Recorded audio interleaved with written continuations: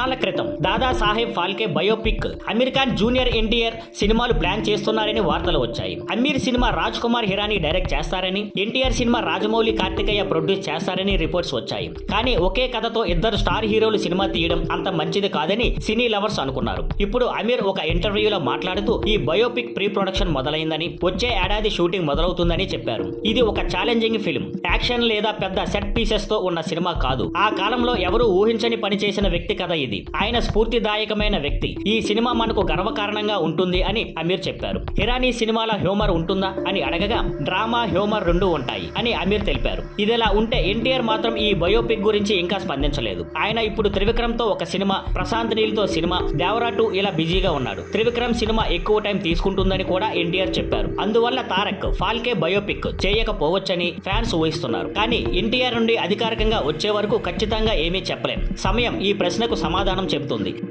Thank you for watching. Please like, share and subscribe.